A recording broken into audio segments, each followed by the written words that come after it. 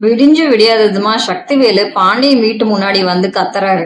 யோ பாண்டியா, விடிஞ்சே போச்சு, உன் மகன் கதிர் எங்கடா? விடிஞ்சா உன் மகன் கதிர் எங்க அண்ணனை கூட்டிட்டு வந்துருவான்னு நேத்து சொன்னேன் இல்லடா. விடிஞ்சு சூரியனே வந்துருச்சு, இன்னும் உன் மகனையும் காணோம், எங்க அண்ணனையும் காணோம். என்னடா நினைச்சுக்கிட்டு இருக்கீங்க உங்க குடும்பம்? ஒழுங்கு மரியாதையே எங்க அண்ணனை ஒப்படைங்க, இல்லைன்னா போலீஸ் ஸ்டேஷன்ல வச்சு உங்க எல்லாரையும் வண்டவாளம் ஏத்த வேண்டி வரும் கத்துறான். பாண்டியன் வெளியே வரான்.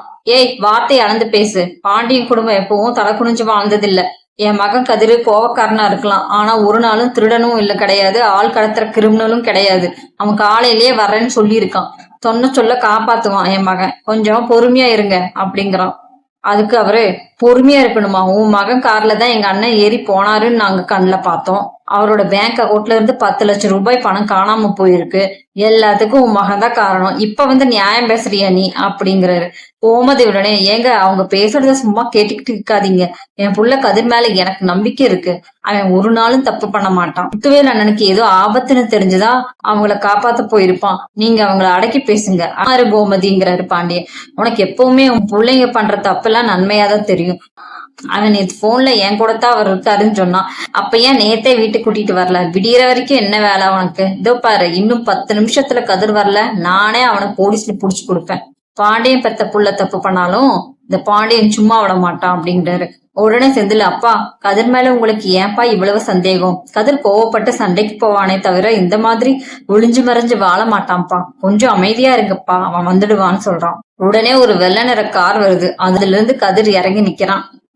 சக்திவேல் கதிரை பார்த்தோன்னா, டேய் கதிரு, எங்க அண்ணன் 4-5 நாளா எங்கடா கூட்டிட்டு போனேன்? என்னடா பண்ணி வச்சிருக்க எங்க அண்ணனை? ஏன்டா இப்படி உடம்பு இழைச்சு போய் நிக்கிறாரு? ஒழுங்கா உண்மையை சொல்லுடான்னு சொல்றாரு.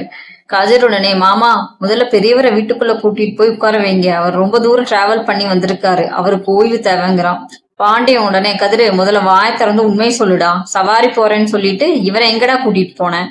உங்க 2 பேருக்கும் நடுவுல என்னடா ரகசியம்னு கேக்குறாரு. முத்துவேலு, பாண்டியா, சக்திவேலு, யாரும் கதிர குத்தம் சொல்லாதீங்க.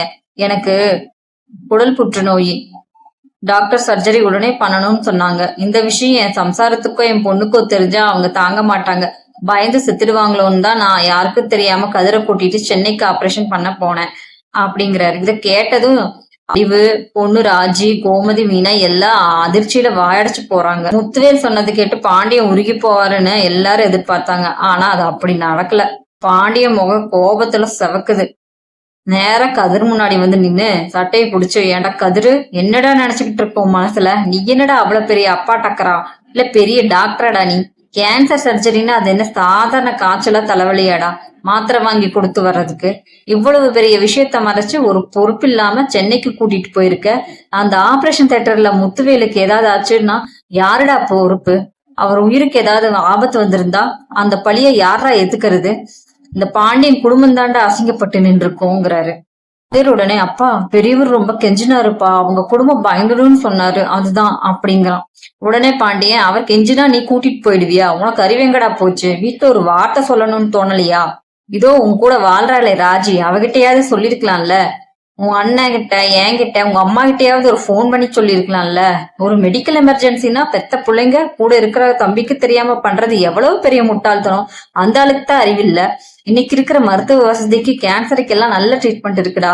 முத்துவேல் வீட்டுல இருக்கிற சம்சாரத்துக்கும் அவங்க அம்மாவுக்கும் பொண்ணுக்கும் இந்த விஷயம் தெரிஞ்சிருந்தா அவங்க அழுது சும்மா இருப்பாங்கன்னு நினைக்கிறியா? நல்ல ஹாஸ்பிட்டல்ல சேர்த்து கூடவே இருந்து கவனிச்சிருப்பாங்கடா. அதை விட்டுட்டு நீ எப்படா இவ்வளவு பெரிய முடிவை தனியா எடுக்கலாங்கிறாரு. சக்திவேல் வந்து நின்று, பாண்டியா இப்பதான்டா நீ கரெக்டா பேசுற. நீ உன் மவனை கேக்குறது 100க்கு 100 நியாயம்டா. கதிரு, எங்க அண்ணனுக்கு உடம்புக்கு முடியலன்னா பாக்க நான் இருக்கேன்டா. முதல் உரிமை அவரோட தம்பியான எனக்கு இருக்குடா. அவரோட பெத்த பிள்ளைங்களுக்கு இருக்கு. நாங்க என்ன பண்ணணுமோ பண்ணிருப்போம். அவர் என்ன நாங்க சாக விட்டுருப்போமா? காசு இல்லாம இல்ல தவிச்சோமா? ஏதோ வம்பு சண்டையில நம்ம 2 குடும்பமும் பேசாம இருக்கலாம். ஆனா உயிரின் வரும்போது நாங்க எல்லாரும் ஒண்ணுதான்டா. எங்க அண்ணன் ஏதோ சின்ன புள்ளத்தனம் பண்ணி பயத்துல உங்ககிட்ட வந்து கேட்டார்னா நீ பெரிய மனுஷன் மாதிரி என்கிட்ட வந்து சொல்லிருக்கணும்டா. அதை விட்டுட்டு இனியே இவரை சென்னை கூட்டிட்டு போய் அங்க ஏதாச்சும் தப்பா நடந்திருந்தா நாங்க ஒண்ணு சும்மா விட்டு இருப்போமாடா. உன் மேல கொலவலி விழுந்திருக்கும்டா கதிரு அப்படிங்கிறாரு. கோமதியும் கதிர்கிட்ட, கதிரு ஏன்டா இப்படி பண்ணுன? முத்துவேலண்ணனுக்கு இப்படி ஒரு நோய் இருக்குன்னா என்கிட்ட சொல்லிருக்கலாம் இல்ல. பெத்த தாய்க்குட்டு கூடவா ரகசியம் வைப்ப? உங்க அப்பா சொல்றதுல என்னடா தப்பு இருக்கு? நீ பண்ணது ரொம்ப பெரிய தப்புடா தம்பிங்கிறாங்க. கதிரும் கண் கலங்கிடுச்சு. அப்பா, மாமா, நான் பெரியவருக்கு உதவணும்னு மட்டும்தான் நினைச்சேன். ஆனா ஆபரேஷன் தியேட்டருக்கு வெளியே நான் தனியா உட்கார்ந்து தவிச்சப்ப எனக்கு பயமே வந்தது. ஒருவேளை அவருக்கு ஏதாவது ஆயிருந்துச்சா நான் என்ன பண்ணிருப்பேன்னு எனக்கே தெரியல. நான் வீட்ல ஒரு வார்த்தை சொல்லியிருக்கணும் தான்ப்பா, என்னை மன்னிச்சிடுங்கன்னு சொல்றான். பாண்டியுடனே மன்னிப்பா, இதோ பாரு கதிரு, நீ செஞ்சது தப்புதான். உதவிங்கிற பேர்ல நீ பண்ண இந்த பொறுப்பில்லாத காரியத்தை இந்த பாண்டியனால ஏத்துக்கவே முடியாது. சக்திவேல் உன் குடும்பத்து அண்ணனை நீ பத்திரமா கூட்டிட்டு போ. இனிமே அவரோட ட்ரீட்மெண்ட்டை நீங்களே குடும்பமா சேர்ந்து கவனிங்க. முத்துவேலை பார்த்து, முத்துவேலு, நீங்க செஞ்சது தப்புதான். வயசுல பெரியவங்க, நீங்க இப்படி சின்ன புள்ள மாதிரி குடும்பத்துக்கிட்ட மறைச்சு ஓடுறது சரியில்லை. உங்களுக்கு நல்ல ட்ரீட்மெண்ட் கொடுக்க உங்க தம்பிக்கும் உங்க குடும்பத்துக்கும் தகுதி இருக்கு. அவங்க கிட்ட உண்மையை சொல்லி வாழுங்கங்கிறான். முத்துவேலு, பாண்டியா, நீ சொன்னது உண்மைதான். நான் பயந்து போய் சின்ன புள்ள மாதிரி நடந்துகிட்டேன். என் குடும்பம் என்ன நல்லா பாத்துப்பாங்கன்னு எனக்கு இப்ப புரியுது. கதிர நீ ரொம்ப திட்டாத. அவன் என் உயிரை காப்பாத்தணும்னு தான் நினைச்சான் அப்படிங்கிறாரு. பாண்டியன் உடனே, அவனுக்கு பொறுப்பு வரணும். இனிமேல் இந்த வீட்டுல யாரையும் எதையும் மறைக்க கூடாது. கதிர, நீ செஞ்ச இந்த தப்புக்கு நீ குற்ற உணர்ச்சியோட தான் இருக்கணும். போய் வண்டி ஓரமா நிறுத்திட்டு வீட்டுக்கு வாங்குறாரு. சக்திவேலு தான் அண்ணன் முத்துவேலை தாங்கி புடிச்சிட்டு, வாங்க நான் வீட்டுக்கு போலான்னு கூட்டிட்டு போறாரு.